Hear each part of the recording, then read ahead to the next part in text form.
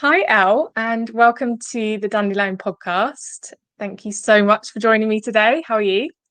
I'm very well, thank you. Thank you so much for having me. I'm really looking forward to this. Good. So I'm going to pass it right back to you. I just want you to give us a bit of an introduction. What you do, maybe a bit about your background, hobbies, interests, anything you like.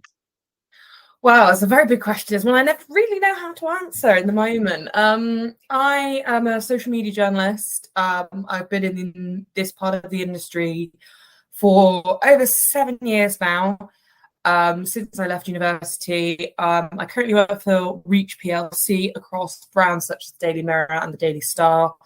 I have a little bit of background across different brands such as the Lad Bible Group and Metro Online, and I've also worked for MotoGP, also from a social media standpoint.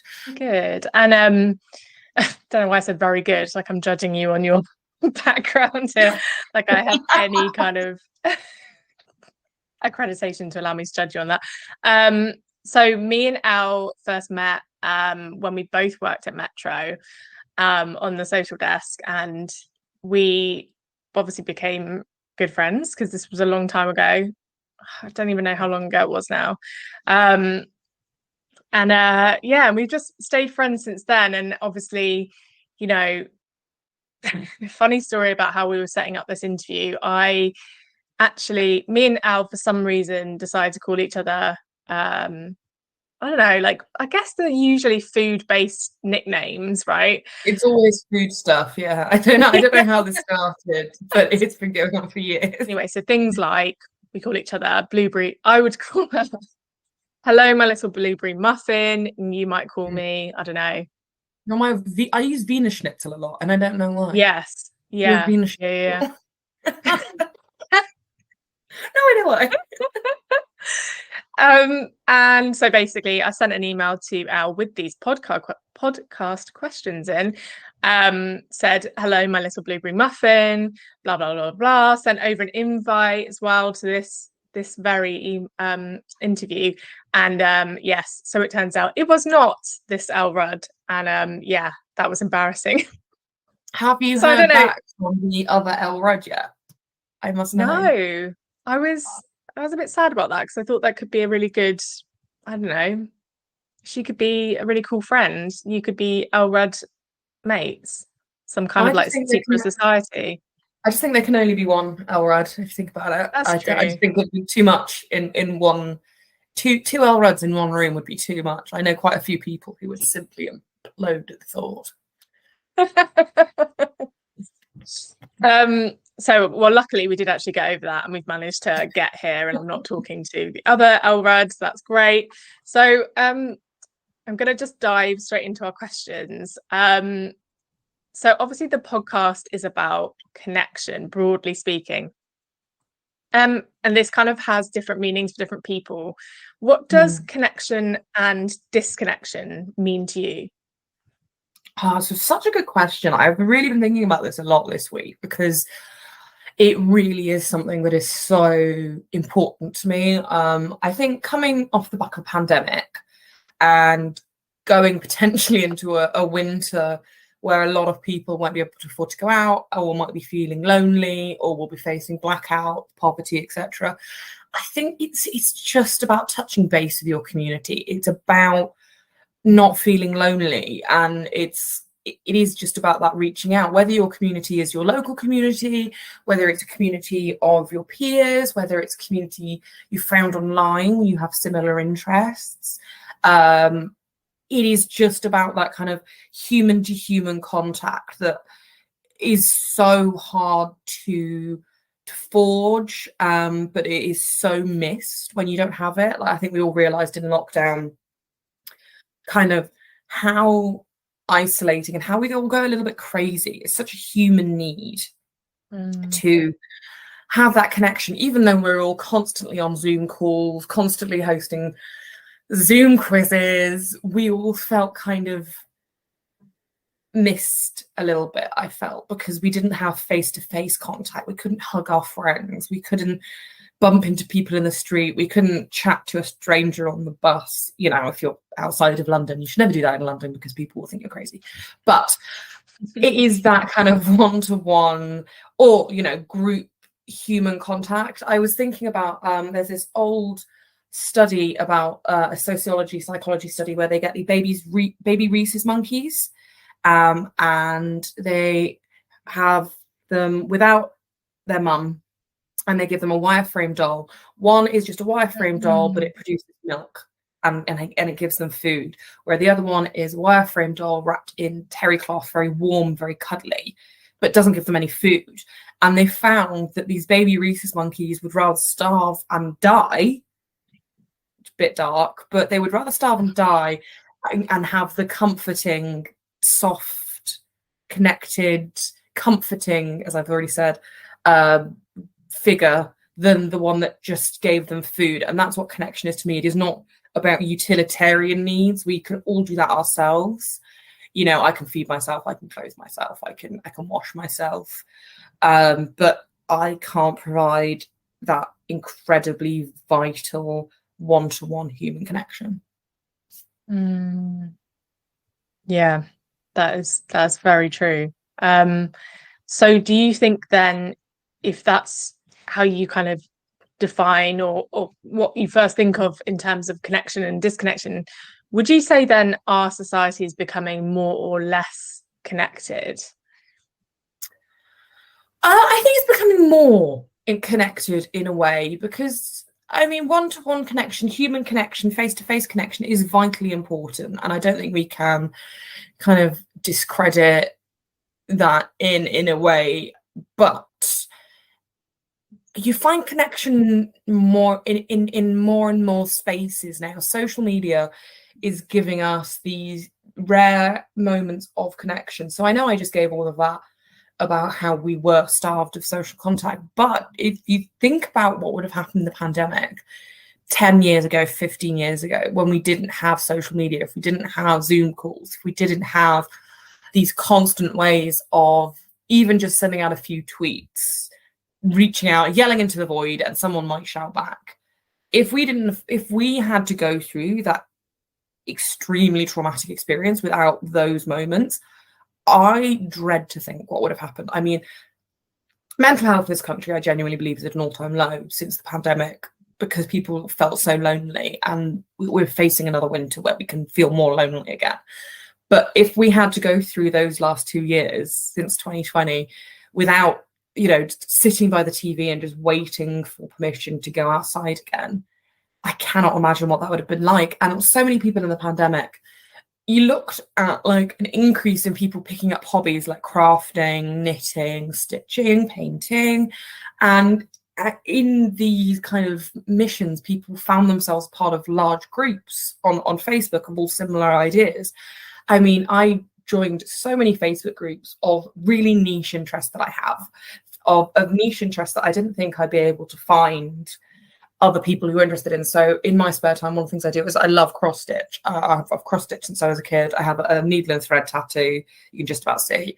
And I like doing kind of subversive cross stitch, rude words, silly sayings, not what you'd expect from like this classic homemaking tradition. And I just thought that was me being original. And then the more I kind of dove into these Facebook groups for crafting people, I found that there were whole communities of people, like bad bitches of hand stitching and political crafty badasses, and all sorts, who combine exactly this niche I liked, this very traditional home art, with political messaging, funny words, swear words, and just could really play with it whilst being so incredibly talented. And I think, you know, if we didn't have social media, these people, I have friends now all over the world. I have people I talk to that I have questions to all over the world: Australia, New Zealand, America, Canada, South Africa, different, all far-flung parts of Europe and the UK. I wouldn't have that. I would not have that. We didn't have social media.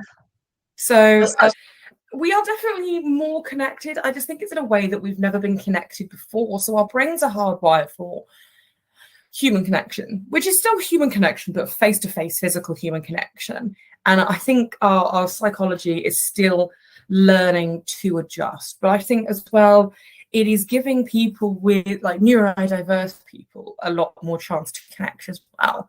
My sister has autism, and she finds it really, really hard to meet people in person unless it's over her specific interests. But the internet, social media, online gaming has allowed her to make hundreds of friends all over the world, all with her same specific interests, all that she can play games with all day.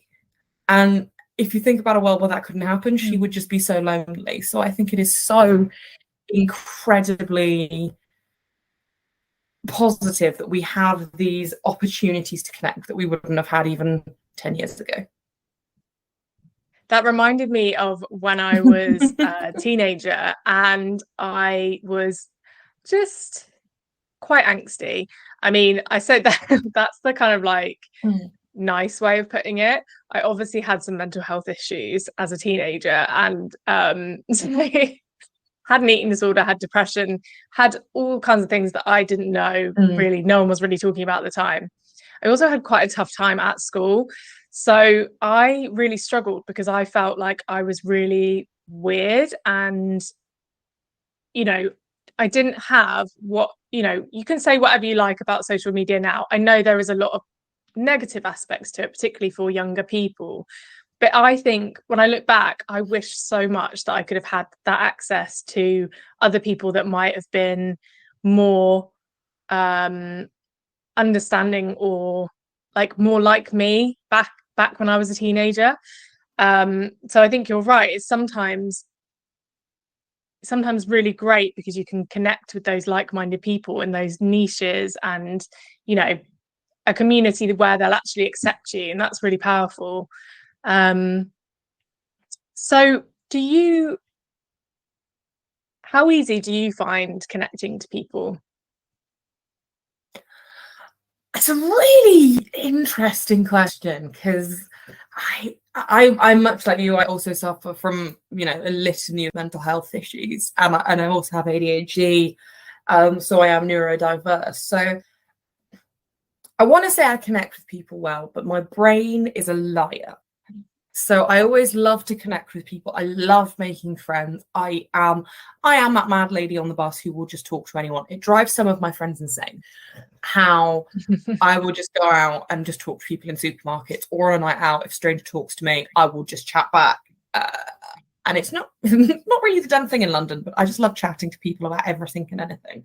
So I want to say I connect to people well, but then also there's things within my like neurodivergence where I really struggle to make face-to-face eye contact. And a lot of people find that really weird. So I'll be chatting away to someone, and it'll take me a good 5 minutes to realize I've not looked that person in the eye.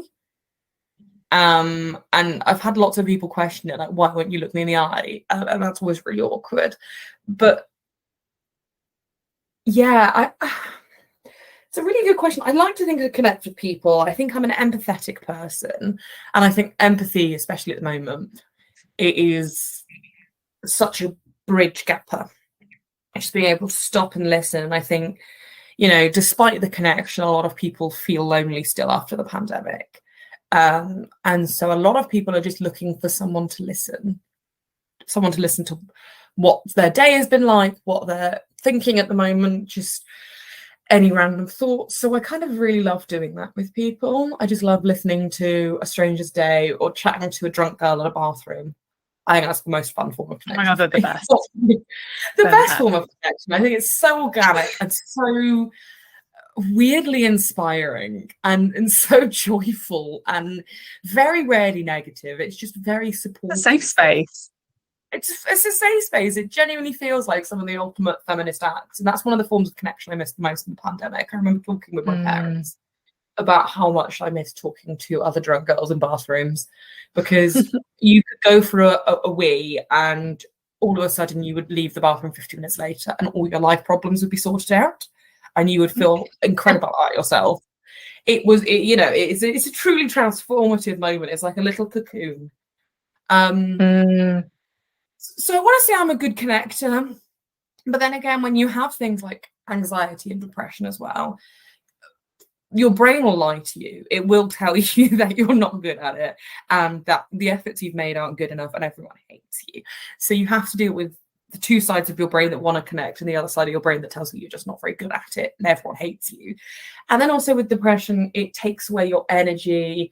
It takes away your kind of spark a little bit as well. So you can be trying to reach out and connect to these people, and you can be trying to be friends with everyone, but you can also not have that quickness. It kind of, when I'm going through a depressive episode, I find it really dulls my senses and dulls my wit almost, and my ability to listen and react. So you could just find yourself not being a good person to talk to.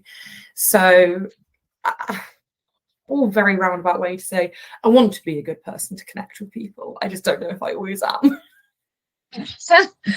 Oh my God, it's like you're explaining my brain. Like you definitely are very, like, you connect very easily. I've seen you as an observer. You are very like personable and approachable, and you make people feel very like you disarm people. Like, you're very like disarming as a person. I would say you're very like, yeah. So don't let that voice tell you otherwise, but I totally know where you're coming from on that. It is one of those things. Yeah. Thank you though. That's a very kind thing to say. It's all right. I also struggle with these thoughts in my brain, and it's very annoying, isn't it? Because you're kind of like, I can come away from a group set, particularly a group setting. I'll come away and I will be like, everyone there hated you. They think you're ugly and disgusting and you're stupid. And it's like, then if I've been there with like someone else, like my boyfriend, I'll be like, everyone hated me, didn't they? And he's like, what the actual fuck are you talking about? Like, but my brain is like reading into every single micro expression on everyone's face. It's insane. Yeah. It's actually, and you're so sitting there just remembering every single thing you said as though it is just the stupidest thing anyone's ever said in the history of the world, even though all you were talking about was your favorite flavor of Doritos. You're like, God, cannot believe I said Cool Original. What kind of dickhead says that? Most people won't notice what you do. And then if you do these attention-seeking things, most people will probably just feel sorry for you, I think. Yeah. And yeah, for sure. And if someone has got a lot of negative things to say about you, it's usually just a complete reflection on them and their mental state that they're in. You know, when you've come away from a group situation and you've been like in your head, oh, she was so annoying. Like, doesn't happen very often, but if that does happen, 9 times out of 10, it's because you're not in a good place about yourself, and you just you're projecting. Yeah, you find the things you found annoying about them is what you don't like about yourself. It's always like looking in a mirror. So when you find these overly negative people, especially people who kind of use that negativity to put you down in a public situation in front of people to try and leverage themselves, it is just them being small and insecure and trying to kind of climb on top of you, like like if you're drowning, and sometimes when someone tries to save you, you'll try and climb on top of them and push them down to stay above. It's the social version of that, and it's not good, and I'm not condoning it because it's actually really crappy behavior. And be better. But it is never, sometimes when you're victim to that, it can be really disconcerting, alarming and upsetting. And it's just one of those things you've got to remind yourself that it's not actually about you. Yeah, completely. And if you can take a step back, step back and kind of observe someone's behavior when they're being like that and be like, okay, I can see what's happening here. I can see where that's coming from for them.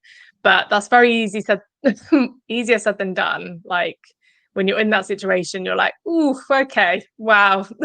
Yeah. That was painful and unnecessary, but carry on. Yeah. I'm definitely going to be lying in bed thinking about this at 3 a.m, but I understand it's not me, it's them. But ow. Yeah. It doesn't make it any less painful. It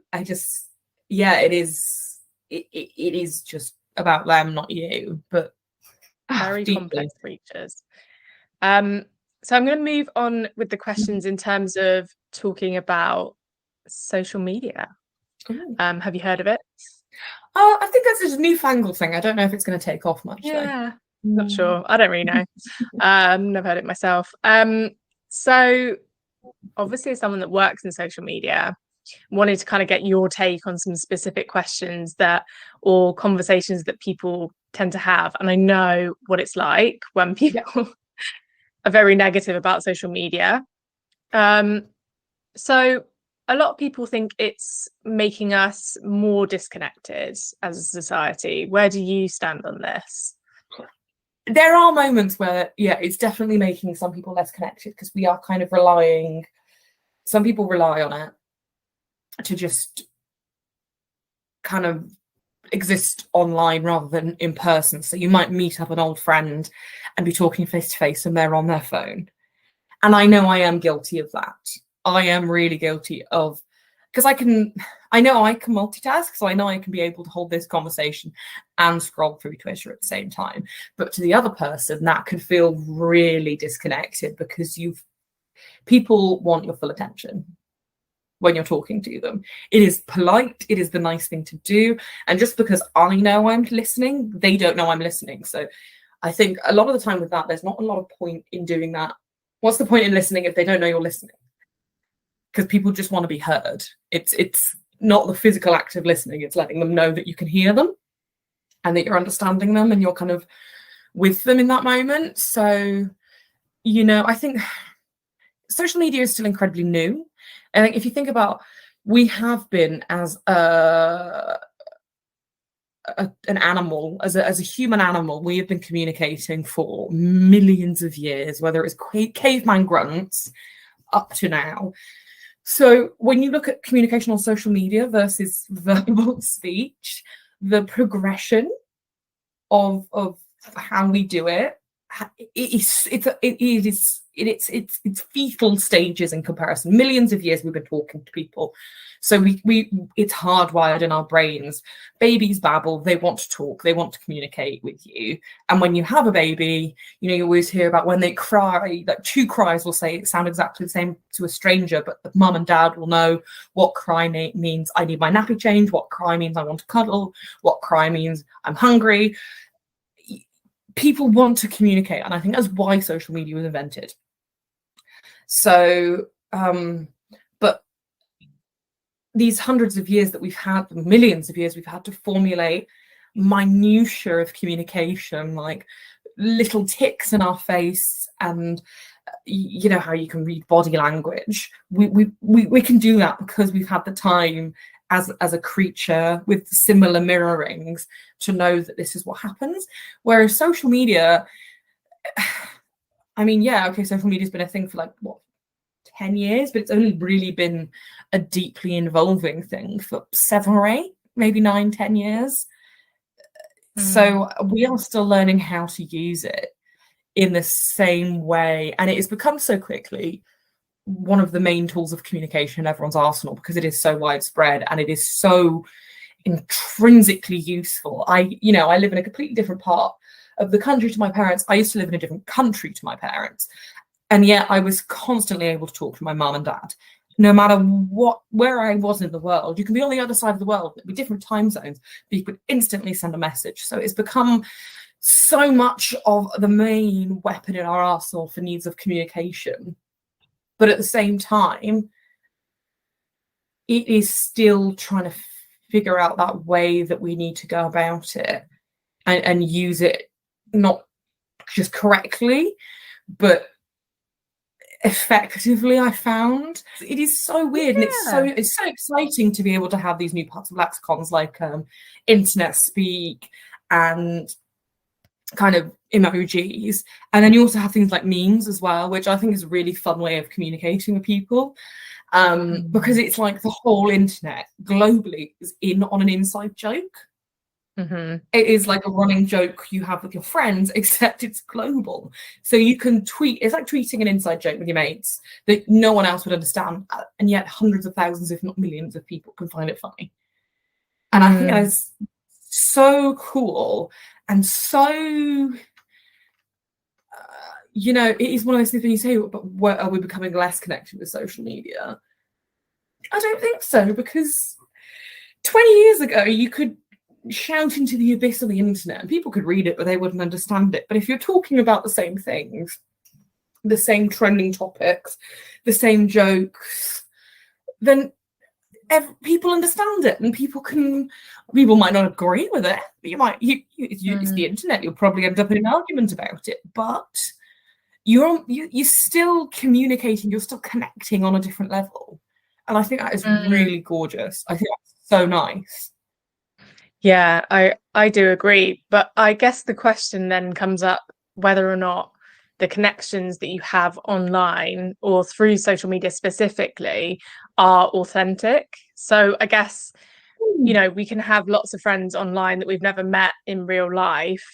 Would you say then does that count as like a real connection or a real friendship?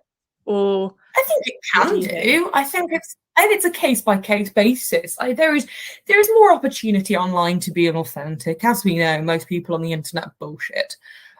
You know, you read a story on Reddit and you're like, the world is crazy. That could be true, but it's Reddit, so you're probably lying for clout. And you know, it is easy to lie online about aspects of your life to make, you know, you might either make yourself sound more personable, you might make yourself sound like the victim so you can get sympathy, or you might make yourself sound like the winner, or you know, you can rewrite things that happened in your life to turn out in a way that you wanted them to, rather than the disappointing way that they did. There are way more opportunities to lie and be inauthentic on the internet, and we know this. But if you are being authentic on the internet and you happen to find someone else who's being authentic on the internet, I don't see how it's any different whatsoever from like a face-to-face conversation, because what makes a friendship authentic is a very big question. But it's about being there for your friend, I think, at the core, isn't it? It's about being there when your friend needs you. You don't have to talk all day every day, but you can still be an authentic friend because you are there when your friend needs you. You can help them, you can offer support, you can reach out and kind of be there when they need you. And just because you've never met someone in person, just because you've never sat down and had a coffee or walked to a bus stop together, doesn't mean you can't be an authentic friend. If anything, for some people, for some issues, it can make it easier, because you might be feeling embarrassed to talk about this with the person face to face. But if you have that almost anonymity, you can still be authentic friends, because you can almost be more honest, because it doesn't matter. But it's the spectrum of human experience. You're never going to have one mode of communication or one mode of human interaction that is wholly perfect, because human beings are not wholly perfect. Yeah. So it's going to be absolutely as flawed as us. So it's going to be really flawed. Yeah, completely. And on the topic of authenticity then, you know, recently there's kind of been this surge of photo dumps and like kind of more lo-fi content, like a little bit more off the cuff kind of, you know, like action shots, that kind of thing. It does feel like people are trying to be, or at least present themselves to be, more authentic online, like more real. Yes. But I wonder whether that is people actually being more real, or whether that's more of a performative authenticity. What do you think? I think people genuinely want to you know, that more realistic form of social media. I think trends tend to like flip flop. So we've just come from an era of like, I think it's like the peak Kardashian era, where everything was inauthentic and manicured, and you're just putting the highlights of your life online, trying to be a celebrity, trying to recreate these things. So you're seeing yourselves on holiday, you're seeing yourselves when you're looking the prettiest, or fresh in the gym with a great body, and even then it's edited. And that was everything. And it was a very toxic time for social media. And so we're kind of, when trends happen, they ping pong. So you go from one extreme to the next. So we've gone from the overly manicured, inauthentic, to the authentic now.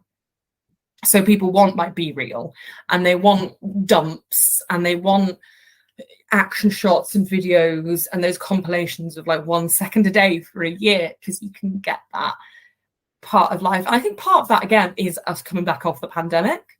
because we miss so much of those little parts of interaction with life, that we kind of want that human bit. Because in the pandemic, all it was if you spoke to people, you were trying to make the best. You were joking. People were filming skits on social media. We didn't really have lives, so people kind of went into absurdity for entertainment, which is, absolutely nothing wrong with that. I think we all relied on that, a little bit of escapism. But now we're kind of getting back into the swing of things. We're like, okay, we want to be real again. But then, like you said, you find people with apps like Be Real. I find myself frustrated sometimes because it'll only go off when I'm sat at my desk working in my hoodie looking gross, or hungover in bed, or on the sofa watching TV. And you kind of feel mad at it because you're like, no, I want to show people that I'm interested. I need to show people that I have a good life, which is it's not the point of the app, but we are still socialized, and we still want to look really, really cool on social media. We're doing things. So when it's a different kind of rush when a Be Real goes off and you're doing something cool, because you're like, yes, finally I can do this. I can be interesting on Be Real. And then you find people who post late on purpose so they can always look like they're doing stuff cool. And I've been guilty of that as well. After like 4 or 5 days, I've always been in the same position. I'm like, okay, I'm just going to wait until I leave the house to take my Be Real. It doesn't necessarily have to be doing something interesting, but at least I'll be outside. Human social media, like we said, would Be Real and photo dumps. There is then still, it doesn't eliminate the pressure of looking good, because then you still see people doing cool things in these photo dumps. Like, unlike, Be Real, when that is real, it's never just people sat on the sofa in their hoodie marinating in their own sweat on a Sunday because they're hungover. It is always, oh, we went hiking up Scafell Pike. Here's our lovely weekend in the Lake District. Here's a romantic trip to Paris. It is still exciting things, and it is still presented in a way that is, this is like, oh, this is just us walking, and it's a little bit nicer, a little bit more pastoral, a little bit calmer presented, but it is still highlights of life. So it is still not reality in the way that, it's still not showing you doing the washing up, or putting a load of washing on, or doing the ironing, or hoovering. It's just a different way of presenting it, I think. It's an interesting one, that though. Yeah, I was just thinking there's kind of an argument for only putting like your highlight reel on social media. And I think there's several arguments. One being, do whatever the hell you want, it's your page. But also, like, one, people might not want to put their whole lives on social media, and that's fair. Two, maybe they don't think that people will be interested unless they put something up. Three, maybe they're deeply concerned about likes and getting engagement, and they would feel really, really sad if they didn't get many likes for their post or their story or whatever. And then I wonder whether there is much of a problem with someone just putting their best bits on social media. Like, is there a problem with that? Like, should we feel, is there almost now a bit more of a pressure to then be so real and so authentic on social media that we feel bad if we're trying to come across in a certain way and only show our best bits? I don't know. Yeah, I think it's definitely, if you look at the opposite of just, picking highlights from your life that you think are worthy of people communicating with you, the opposite of that is just living your life entirely online. And you'll see it a lot on Twitter, when it's just a lot of verbal consciousness, just verbal, just the consciousness babbling away. And I'm guilty of it too. Some days you will just some days I'll just put every kind of dumb thought that comes into my head on Twitter. Some days I won't tweet for a week. But you see people whose entire brands are living life on Twitter. And you're seeing it also with TikTokers, because they're like a bit younger. They don't remember the same scandals we do, and it's also a different format. Instagrammers as well.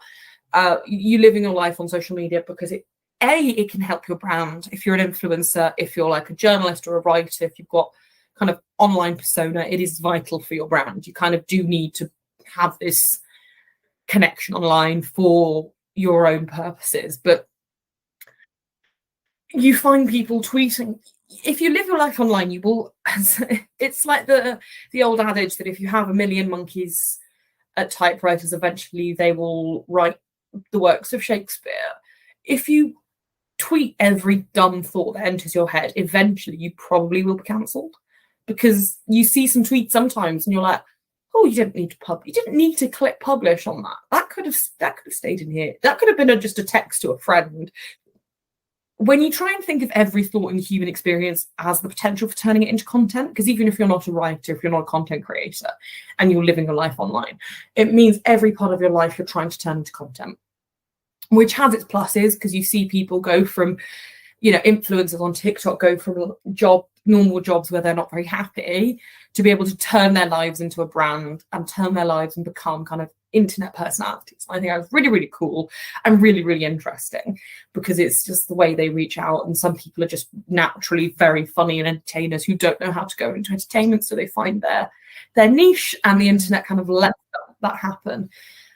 But I do look at them sometimes. I've gone on trips with influencers, and whilst I did a press trip where I was covering, I was just writing about how to do it. It was very bougie. It was a yacht trip in Croatia. It was delightful. I had the best time because I didn't do anything, because I made my notes of where we went, when, what we saw, and what I liked, and like cost list was emailed to me at the end so I could write it. So, it was more of a personal trip for me, just to enjoy it, as though so I could understand how to target it to people who wanted to.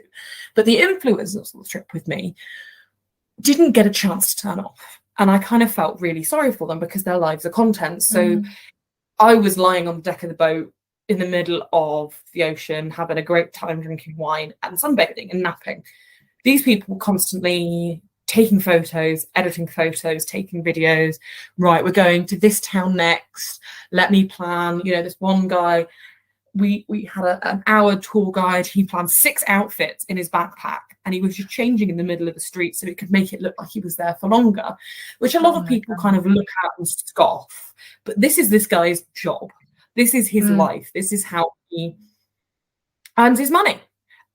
So I don't think we can criticize it, because there's definitely more immoral ways to earn money than just pretend you're on holiday for a month and a week. And he was a good-looking guy. He's a great model. He was a fantastic, artistic director of his own photo shoots, and he could edit the photos really, really well. But in these, really beautiful, I think, scenarios, so many people would just kill to be a part of. They never really got to take a step back and think, on a human level, what a nice day we're having. What a lovely time. Everything had to be content. So, you have that on that kind of macro scale, where you have influencers whose entire lives are content, and then you have other people who see the way that influencers and entertainers are online, which is just chronically online. So they have to be chronically online as part of their normal lives, which, if that's how they want to communicate with the world, if that's how they feel connection, that's absolutely fine. But I still think it must be exhausting. Yeah, I often think about how hard, I'm not suggesting they're, on a par with surgeons, but I often think about influencers and how full on it must be. And I just think, I could not do that. Like, I couldn't do it. When can you have an off day? Like, when can you have a day where you've got a massive spot on your face and you don't want to go near a camera? Like, and it is constant. So it is. Every part of your life, the low days have to be turned into something marketable and profitable, and you have to turn yourself into something marketable and profitable in every extreme. And I just think that is exhausting. I just get exhausted thinking about it. Yeah, I wonder if the brain of a influencer has almost changed to such an extent where they feel like they look at literally everything as content now, and they couldn't just have a day where they're like reading a book. Like, would they just be like, oh, but I should put this up? And I guess to an extent they must always be thinking, like, I mean, we do to an extent, I would say, working in social media, you do look at things differently once that's your Yeah. job, and you do think, oh, how can I make content out of this? And the same with journalists. But to be an influencer and that to be your complete bread and butter, like, oh, I just, you wouldn't be able to have, like, an evening in with your partner, or like do anything without thinking, okay, how can I make this into some good viral content? You must actually just make up things, I imagine, that you're doing, And or do things just to talk about it.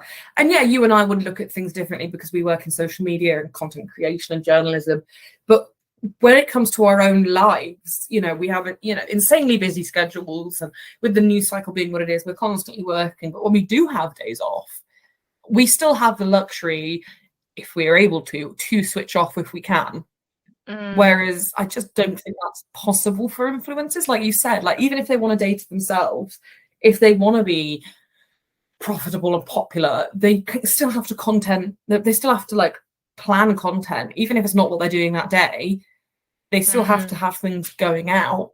So they either have to schedule up the content, or they have to just find what they're going to put out that day and still take some time to put that out as well. Interact with their fans as well, constantly interacting with their fans. I was, recently on a trip with these influencers, both of whom had over 1 million followers on TikTok, which is just bonkers numbers. And it's not like they had a brand or they were a company. They were just 1 million followers because they were these very human influencers, and they ran skits about their lives and just shared about their lives, and they were so popular. And everything, it was genuinely like going out with a celebrity. We were out in the streets. Everywhere we went, people either were whispering, like, oh my God, it's blah, blah, blah, blah, blah. Or, we were like waiting for a train at one point, and you could see these teenage girls. It was very sweet. These teenage girls so excited to see these people because they see them every day, that they were like gearing themselves up to ask for a selfie, which was really kind of wholesome, actually. I have to ask you after I see these people are, by the way. Oh, yeah, I'll tell you later. Their anonymity. Yeah. But then we went out in the evening for dinner and drink. Everywhere we went, we kind of were on a bar crawl, and every time in between bars we had to stop for 10-15 minutes so they could take selfies with everyone. I don't think I'd be able to deal with that, to be honest. No, you couldn't be ugly. You couldn't have a day where you left the house in like, dirty trackies with food stains on and no, unbrushed hair and bags under your eyes like a messy bun, and just went to Tesco because people would see you and they might take photos. Tesco staff see me, would not want to wish that upon other people.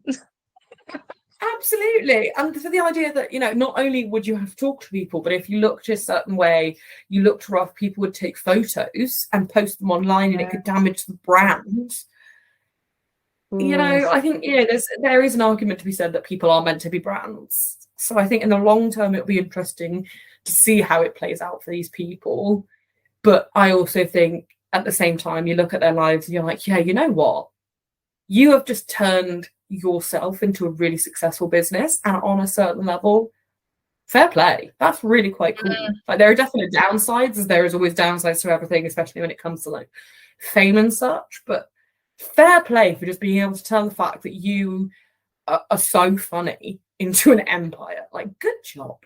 Like, that is very cool when you think about it. Like, you are such a personable human that people want to deify you. Like, good work. It's incredible. It's so incredible, particularly when you think about how many users are on each platform. If you manage to break through and get that level of TikTok fame, for example, like, you are just, it's a really, really big achievement. And I guess you do just have to be a bit mindful of the repercussions of that. But then I suppose for a lot of them, it will come to them at a very young age, so they may not really grasp the repercussions. But we live and we learn, I suppose. I was just going to say, so, when we're talking about social media platforms and how they can, I guess they can, like you were saying, they can make us feel more connected. That's their whole thing. But on the flip side, they can make us feel quite disconnected, I guess, in terms of FOMO and kind of looking at people's highlight reels and kind of thinking, oh, I haven't got my life together. My life doesn't look good enough. I don't look good enough. Like, you know, it's quite, can be very surface level and very superficial. But in terms of like making us feel more connected, do you think there's anything that social media platforms can actually do themselves to help with that? So there is an argument for, if companies get involved, they are fiddling with the way we have chosen to communicate with each other. So it makes it less authentic and more controlled. And I don't think people would like that. But at the same time, you know, when we're looking at social media now, there definitely needs to be some kind of safeguarding for, you know, things I don't think are quite as bad as like the Tumblr era with so many like pro anorexia pages, but I don't think it would be that hard to find them if you wanted them. And I remember that era very well. It was so incredibly damaging and toxic. And, you know, if you look at the increase in racist or transphobic abuse that people are getting, there needs to be something done about that, because it is, so many of it is not human interaction. It's groups setting up bots to target people. And that is, you know, interference on the way that people live their lives, which is wrong and abusive. And, you know, if it is genuine hate speech, it's illegal. So that, yeah. And then you look at, you know, there's definitely something needs to be done with the way that they deal with abuse.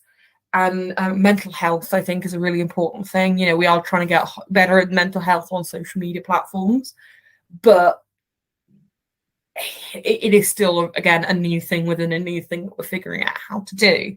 So there is such a complicated, when you're talking about getting social media firms involved, it is so complicated, because every interference they can make would have negative consequences for the way that we use it.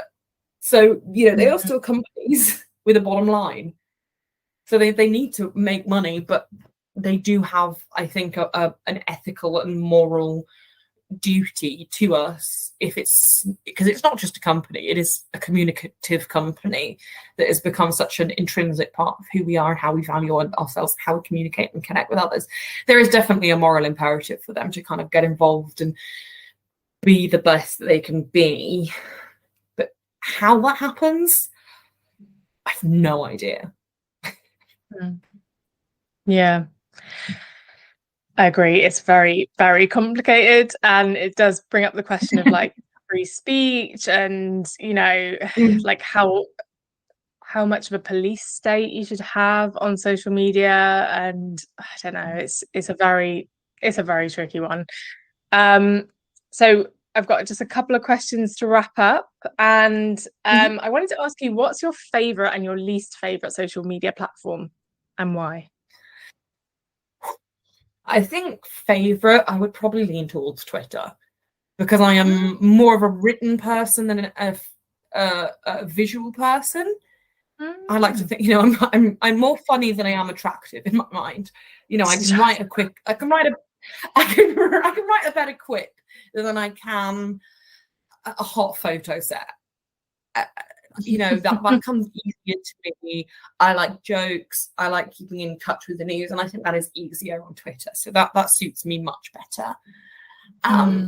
Least favorite, it's a very good question. I mean, aside from all of these like right-wing pro free speech platforms that are popping up now, like Trump's social, yeah, Gabo, whatever it is. Yeah, I don't really count those, because those are just gross. It's a really hard one. I genuinely don't. I guess Snapchat. I'm just too old to use Snapchat. Like, if I was, when it first came out, you know, when I was in sixth form college, I was like 17, 18. That's when it first came out, and I used it, and it was cool. And it is now, you know, a much younger target audience of people. Like my baby cousin, she also has Snapchat, so she's communicating with her friends on Snapchat constantly, and she's 11, and I'm nearly 30, so I just don't think it is the target audience for me anymore. And I do find myself, you know, a couple of weeks ago, in a bar and a guy who was my age, asked for my snap. And I was like, that has given me the immediate ick. It's just given me such an ick. Why do you want Snapchat? You're a grown man. I remember that from dating apps, like, you on Snap. Like, no, I'm not 15. Yeah, literally, like, absolutely not. I'm not on Snapchat for a good reason. That's because I'm an adult. But again, that doesn't mean it's a bad social media. It just means that we're getting older. Different demographics for different platforms. Exactly. Mm-hmm. Exactly. So, and before we wrap up, I do have to ask you about the lettuce. If you hadn't seen this, how would you even explain this? Imagine you're explaining this to an alien. Our former Prime Minister was so useless that a columnist for The Economist magazine posited whether she outlast an ordinary lettuce. So the higher ups in my organisation said, yeah, you know what, we should test that out. I genuinely think it was a conversation. They said, let's do something with this. Let's test out the theory, whether it would work. And thus the Liz Truss lettuce was born, in which we put a garden variety Tesco lettuce on a live stream with some it was from Tesco's in Walthamstow. I can reveal that. World exclusive. Yeah. it was, we put some googly eyes on it, or I think it was just some drawn on paper eyes, and then it progressed to googly eyes, and then it progressed to the accessories from a Mr. Potato Head and a wig. As it gained popularity and it became more and more human. Hundreds of thousands, if not millions of people over the course of the week tuned in to watch this lettuce. And I mean, Ed, the guy that ran it, 10 out of 10 for him. It was meant to be his week off work as well. And he took it upon himself to host the live stream, which not only was making sure that it was up and running, but on the Friday night, he ran a disco for the lettuce with disco ball and a DJ set. On the Saturday, she had a bit of a hangover. On Sunday, she had a sausage sandwich. On Monday, she was back at work. There was elements of fancy dress and keeping it very engaging. And I just think it kind of captured this moment when, as a country especially, we were so exhausted with the state of politics. Hasn't gone away. I just don't think we have a vegetable for Rishi Sunak yet. But we were so exhausted, and we could all see it coming because we've been through this process so many times now, that it needed something that physically silly to fully demonstrate how stupid our state of politics is. And that just appealed to a global audience. I genuinely don't think anyone in our company, everything you do when you work in social media, you hope takes off and goes viral, because that's the dream, that's the goal, that's the aim. But when it's something as silly as let's live stream a lettuce, you never think it's going to take off. And it truly did. And it was so amazing to see, we've all been sending each other the memes within the company. And anytime celebrities or politicians have tweeted about it, spoken about it, we're like, oh my God, guys, we've made French TV. Oh, the former Russian president and Elon Musk have been having a conversation about it on Twitter. It's very surreal to see it go from just a silly joke within the company to a global phenomenon. And now, ahead of Halloween, we are so excited to see all the lettuce Halloween costumes. I know at least 2 people who have told me they're going as lettuces this Halloween. So, so funny. And it's such a good example of social media just like being used to connect people. And it is so ridiculous, but it's perfect. It's just perfect. It was this kind of sublime absurdity that it was so stupid, but it just reflected how done we were with it all as a country and as a world. And we were like, okay, if this government want to turn Britain into a political laughing stock, we'll join in. We will laugh at them too. Yeah. against that, let's just fully go with the swing of it. Let's just have some fun. Have some fun. Oh, completely. So, so perfect. I love it. Um, and I wanted to end by asking you, what piece of advice would you give our listeners on how to feel more connected? And this could be in whatever way you like. So you could be more connected to yourself, more connected to nature, more connected to friends, however. Oh, that's a huge question. Okay. I think the key is to connect more is to listen more. Like, you might feel like you want someone to listen to you, and if you do, I think we all do. We all want to be listened to. So when you feel like, okay, I want to talk for a bit, you've got to look at everyone else in the conversation and think, okay, everyone else is feeling the exact same thing. They want someone to listen to their concerns and their emotions and all of their thoughts and feelings. So for a minute, I'm going to take a step back and I'm going to listen to them, because people will be, I genuinely think, especially now, people will be so appreciative, and it is so valuable. It's so nice to be, not just physically listened to, but heard and understood, even if that person doesn't know exactly what we're going through. To have that kind of empathy is so touching and so valuable. So I think, yeah, to feel connected, I think you've got to stop, listen, and engage with other people before you can put yourself on the foreground, because otherwise you just have a bunch of selfish people running around shouting the loudest in the hope of being heard, and no one wins in that situation. Yeah, completely. I love that. And yeah, this interview has been so interesting, and I could literally talk about it all day because obviously working in social. But otherwise this conversation is going to go on for like 5 hours and no one wants to listen to that. So we will end there, but I want to say thank you. And also, if you wanted to share any of your social handles or anything like that, if you wanted people to find you, where can they find you? On Twitter, I am at @elrudd_. And on Instagram, I am simply at @elrudd, which is not letter, it's the word ELLERUDD. Nice. Nice. Love it. Oh, thank you so much for joining me today. And yeah, I'll speak to you soon. I'll speak to you soon too. Thank you so much, Sally. Have a lovely day.